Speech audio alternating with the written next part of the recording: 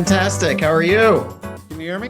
Uh, so I'm on a hotspot. Our uh, Decatur office is moving and we have no Wi-Fi. So if I go out, just take over, Jeffrey. Okay. All right. All right. So let's jump in. So family reunion last week. Let's start the top. What was your biggest aha out of last week in Las Vegas? Mine was more of a mindset takeaway in terms of um, are we more afraid of failing or more afraid of being a failure? And the piece of constantly picking yourself back up when you fail is so much more productive than being a failure. And it was just resonated after session after session after session of like, it's time to take some risks. It's time to step out there. Um, that the whole old concept of failing forward.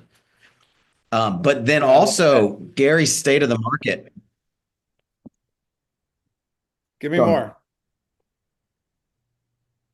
No, I was going to say Gary's state of the market, and I know we're going to talk about it a little earlier, but he said, and I think he said it flippantly in passing, but he was like, easy deals are done.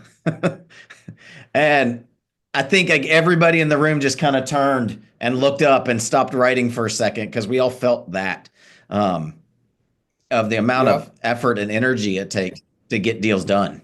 I know we're going to talk about that in a little bit. We're going to talk about that. My two biggest takeaways actually came out of Gary's vision or when he was going through the bold truths. Yep. And Rick and I talked about this on a Mojo. I don't know if it was this morning's or Newsflash, maybe one we recorded ahead of time for next Monday. But the Masogi Mm-hmm. challenge, and it was the Japanese ancient wisdom. And the way I view it is like when they would send a 14-year-old out into the wilderness for a week to survive by themselves, kind of thing. And the I don't know that I had ever heard of that, but I've heard of telling people to do hard things. But the way he challenged me to think about it differently was if you were to send like a 14-year-old out into the world to do something really hard, it's the mindset shift that happens that changes their thinking around, hey, I can accomplish hard things. Hmm. And I thought about that in context of our world, like, do we do hard things? And by doing hard things, does it change our thinking to be able to do harder things in the future? Or in contrast, how many people these days have never actually done something hard? So they've never actually trained their mind that things are possible or they can do hard things. I Hmm. thought that was really, really, really powerful. And then the second thing that came out of that was exposure therapy, which we know like psychology 101. If you're afraid of snakes, you should go expose yourself to snakes. Or if you're afraid of heights, you should expose yourself to heights. And by that exposure, it helps you overcome those fears. Yet, what does that really look like in our world? Well, if Hmm. I'm afraid of cold calling, the only way I'm going to get over that fear is I got to go expose myself to it and cold call. Or if I'm afraid of door knocking, I have to expose myself to it to overcome the fear of door knocking. Or here's one, Jeffrey, have you ever heard a new agent say, I don't want to call anybody I know. I prefer to call people I don't know. And I'm like, Right. well, now you got to go call people you know to expose yourself to it, to get past the fear of it, to actually power through it. But anyway, I'll say I don't want to go too far because we did talk a little bit about that on our Mojo Monday, Mr. Hale. How are you? I'm great, thanks. All And I'd, right. I'd recommend this too. Don't always confuse with doing something different from being hard. So Hmm. it may be that not necessarily do hard things, although doing hard things does strengthen your constitution and your perspective on what your capability is, but recognize you may have to just do something different. And so and along the way, you may recognize what you're doing isn't as hard as you thought because other people are doing far harder things. And I don't mean specifically to real estate sales, but in Mojo, we also talked about my buddy Charlie Engel, who's an extreme athlete who ran the entire Sahara Desert.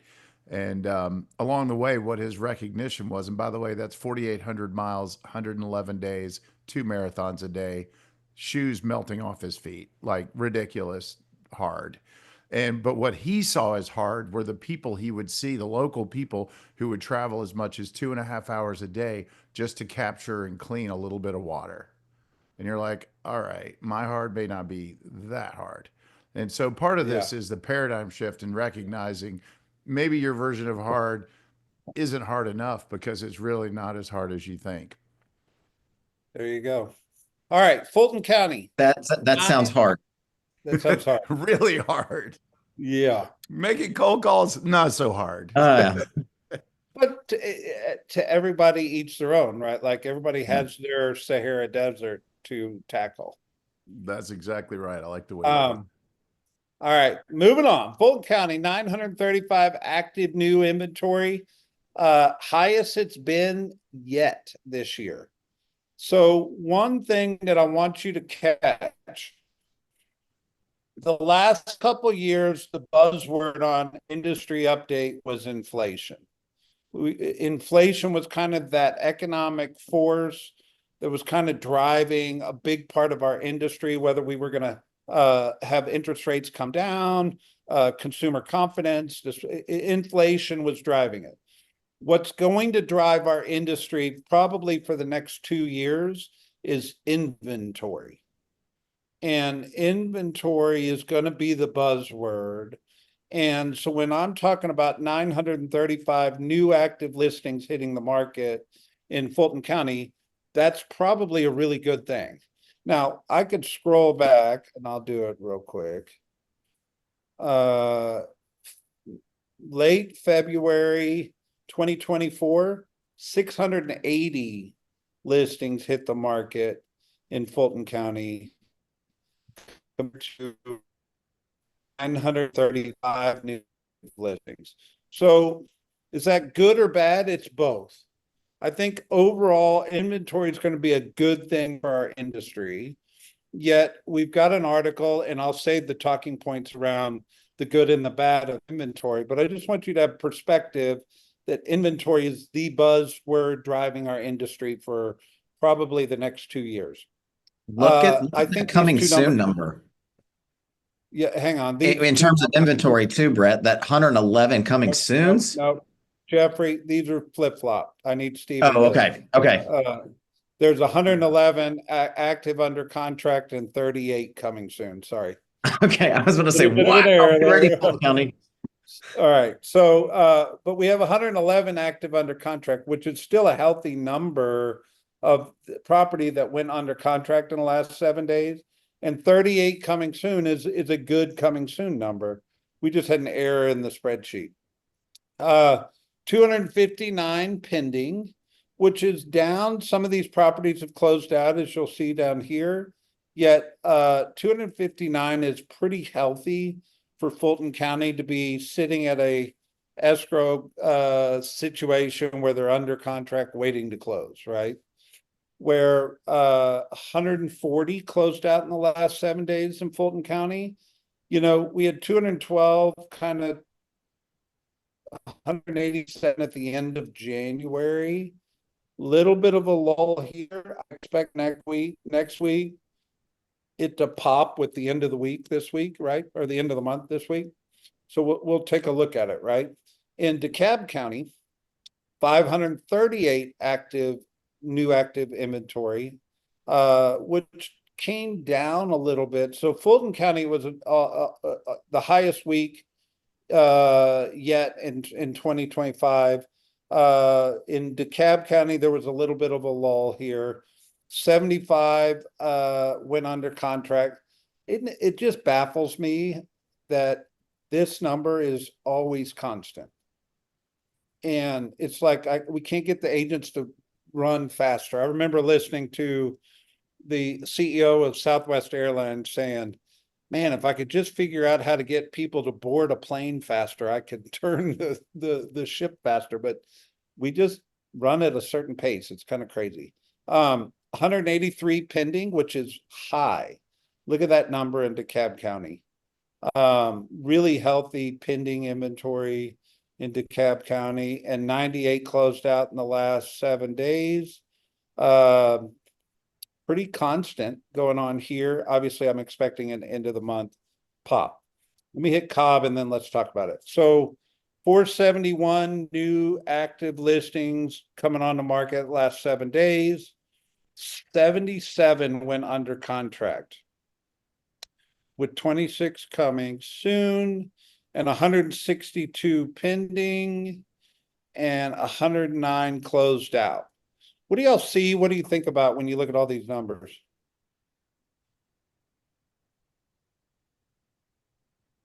Yeah, I mean- that goes what we're talking about. Inventory starting to climb, and the good news is sales are consistent. So it's not like there's a depreciable gap, widening. So the opportunity for the current agent base, to get your unfair share is the same. And I also, the consistency, a little bit what Rick was mentioning, but it's a lot easier to walk our clients through these numbers now because we're actually able to say, this is on track, this is consistent. Whereas for a few years, it was just like, I have no idea how to explain this number because it was so up and down. One of the breakouts at Family Reunion was how to use Gary's vision speech and how to use the data to move your clients and to interact and engage with your clients. And predictable, trackable data will change your relationships with your clients. This is proof that, hey, you know what? Things are feeling more consistent. Yeah, and that's comforting for most consumers. Big fluctuations are scary for the average person without a stomach for it. Well, and it's hard for us to, even as a newer agents, it's hard to explain fluctuations. Consistency and trackable is easy to explain. So while it's this way, get in the habit and the practice of sharing numbers and data like this with your clients when it's predictable. I would assume days on market starting to stretch a little too. I don't see that. It's obviously not in this. Yeah, we don't track that on this spreadsheet, but we track those in the chart masters. And it'll certainly be interesting to look at after February closes out and see what those monthly stats look like. All right. This article is tongue in cheek. Says Gary Keller says agents must accept easy deals or dead. Can I just say, I don't think any real estate transaction is easy. I think I maybe had 2 easy transactions in my entire career. Yet I hear what he's saying. It is the past 5 years have been a roller coaster for the real estate industry as record low rates, their historic rise, agents and consumers grasping for some semblance of stability. So yeah, we've had a disruption or a disruptive period for 5 years, yet going forward, it's going to feel like a normal real estate market. Our challenge in leadership is one, talk of for experience what a normal real estate market looks like, and 2, even the ones that have probably forgot what it felt like. What do you think? I think I'm unstable over here, guys. If I'm breaking It's up, perfect because we're talking about stability and you're unstable. And Kirk, you might be. it's interesting. Brett, Decatur doesn't have any internet right now. Yeah, go ahead. So it was interesting when he was talking about easy deals. I took it more as a people piece of navigating and working with people are very different and their motivations right now. Whereas, before it was sure, let's go. And now we're actually leading people through the process on a different level. Getting buyers off the fence, sharing with sellers like why now is the right time to buy. That's where it's more difficult. That's how I processed what he was saying. Yeah, and as inventory starts to climb, buyers will have more choices, and historically sellers become a little more reasonable, recognizing they have to be better, not just in the market, but actually better than the competition. Makes us more Yep. valuable on both So sides of the you look at equation the if the scripts and dialogues you carry around with you are sincere and accurate. 100%. The one of the perspectives he's talked about is if somebody buys real estate today and they're expecting mass price appreciation, it's probably not a reality for the next 2 years. But historically, it is. So if you understand that historically 4% price appreciation is what real estate does over time. If you expand the timeline out as far as it can go, 4% is what real estate appreciates over time. However, we've been seeing double-digit appreciation for the last couple of years. So that's what feels normal to most people. But are prices going to go backwards? Maybe in some small micro markets, but overall they're not. But if you have zero price appreciation, which I don't think we're going to have in Atlanta, but if we had zero price appreciation for 2.5 years, it actually puts us back on the trend line of 4% over time. So everything has a pendulum effect to it. So we're always looking for that perfectly balanced market, which doesn't exist. But if the pendulum swung over the last 5 years with pandemic, inflation, all that stuff, and people made a whole lot of money in real estate, it doesn't mean it's necessarily going to swing all the way back to the other direction and prices are going to come down, but it's going to swing a little bit past normal and slow down until we catch up. And that's what we're doing. So the question is, if somebody were to buy a house today, what does that mean? Well, it means if you're going to buy a house today and own that house for 5 to 7 years, you're just fine. But if you're going to buy the house today and sell it 6 months from now, you're probably not going to get a return on it, right? But nobody buys real estate for residential living with any intention of living less than 2 to 3 years in that property. And history or the stats tell us people are staying in their houses 8 to 9 years right now. So the reality of whatever our current moment in real estate is not the expectation long term. Capiche? Or am I Yep. unstable? You're I good. keep using the term normal and boring real estate year, but the reality is it's stable. And stability brings great news to us because once interest rates stabilize, once the economy stabilizes, people make buying and selling decisions. And what's happened is you probably heard me talk about the analogy of gas prices. When things shift, people get emotional until it's normal again. I would go on record and say I think that by and large the consumer believes today's interest rates are now normal. Like there's not an expectation if I wait 2 years I'm going to get a better rate. There's not an expectation that if I buy today I better buy today because rates are going up. The expectation is we're going to be in a interest rate period of time between 6 and 7% for an extended period of time. Somebody might get 6.5, somebody might get 7/8, somebody might get 7%, but it's going to be that way for an extended period of time. And that data, that fact right there helps the 2-1 buy downs, the different loan products that the lenders are sharing. It makes more sense now, being honest. So this is what rates are expected to stay through 2026. So 6.5 is probably the best projection anybody could get. My guess is if you have good credit and an aggressive lender, you might get 6.5 today. So you're not saving anything by waiting.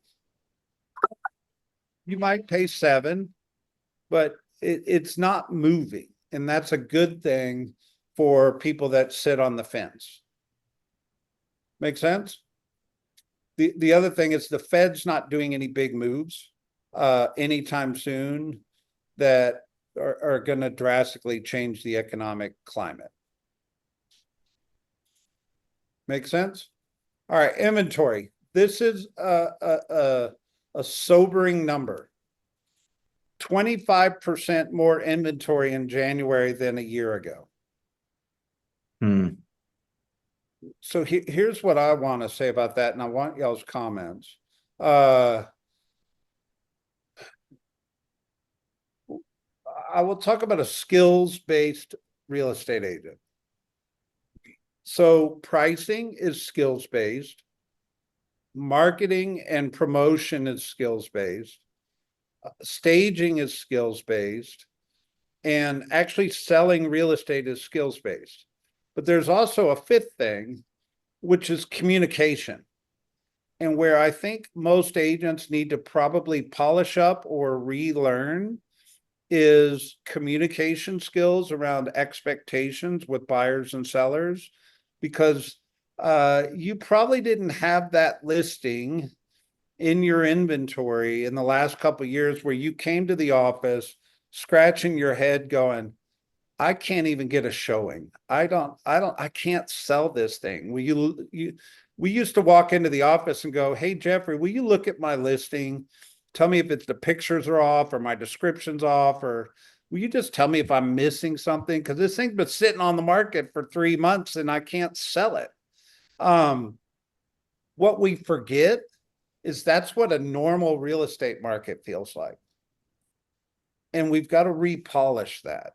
And we've got to reset expectations and focus on skills around that. I mean, do you see what I'm talking about, or am I out of left field, unstable over here?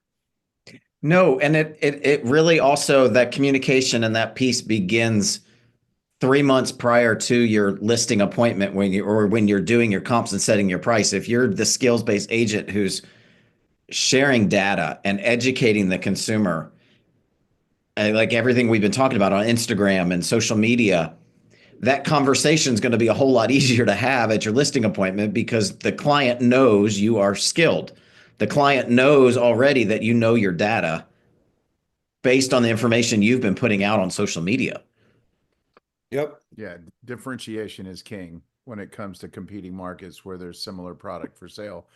And the other piece of it is negotiation skills. I mean, I can't express how important it is to have strong skills at negotiating and recognizing big rocks from little rocks and making sure that you keep the main thing for your clients. Simple, streamlined, to the point. Also, again, high level communication, high level of responsiveness. How do you differentiate? So this article in the Atlanta Business Chronicle says more listings add much needed housing inventory, but some homes are sitting on the market longer. It's just speaking to everything we're talking about, right? And I think it's a moment in time where agents just need to do an internal check-in and go, hey, what is my marketing plan? What is my communication plan? What are my negotiation strategies? What is my get real, get right around pricing plan? Because it's not been top of mind over the last couple of years, in my opinion, by and large. I'm being general, but by and large. And I know that the get real with pricing. What is your price reduction strategy? And does your client, your seller, know that from the listing appointment forward? Here, then we'll scoot it up. Oh. Shoot it up. Manny, you're muted. All right. Luke put in the chat, but if you weren't in Vegas with us, we posted all the vision speech and the one pagers inside a circle. So I'm going to go ahead and open it so everybody can see what we're talking about. So if you like stats, you like information, forgive my hot spot here, but here is everything inside a circle. So you definitely should go check this out. Here's all the one pagers that came out of Family Reunion. And there's so much awesome content here. You should download it, digest it, and lean in because, man, it was good. It was really good. All right, Jeffrey, Rick, last words. My challenge to everyone on this call is take 3 slides a week and put them out. Put them in your emails to your clients, to your prospective clients. Share it on social media. Become that agent that is the educator. And you, like as Rick was talking about, the differentiation in this type of market, stand out. And 3 slides a week. That's not hard. Put it in Chat GPT and ask for a social media post around this slide if you need to. But you have to become a skills-based, data-driven agent. No doubt about it. We had a question in the chat said, could you provide more details as to why inventory will drive the business? It's simple economics, Cheryl. It's supply and demand creates the market, right? So if you think about the last 5 years, we've had such a low relationship between supply and demand, meaning demand was greater than supply, and that drove the price appreciation. Well, inventory, by and large, gives us the supply, and as demand recovers, it's always going to be a relationship between inventory and buyer demand, but the inventory has been in such a lack for the last couple years. I think good inventory is going to pull the demand back into the marketplace, and it'll stabilize our industry from price appreciation to just to have a natural relationship between supply and demand, which we haven't had for 5-6 years. And Ken asked why 2 years? It's going to take 2 years of recovery around the deficit of the housing. So inventory, if we win the inventory game over the next 2 years, which we believe we will, that's what will drive the recovery of annual home sales back to a healthy level. If we had no inventory, remember, rewind 12 months, 24 months, what were sellers saying? Hey, I don't want to sell my house with a 3% interest rate and go buy something with a 7% interest rate. So we had no supply. If we get the inventory, it actually will rebound the industry back to great home sale levels.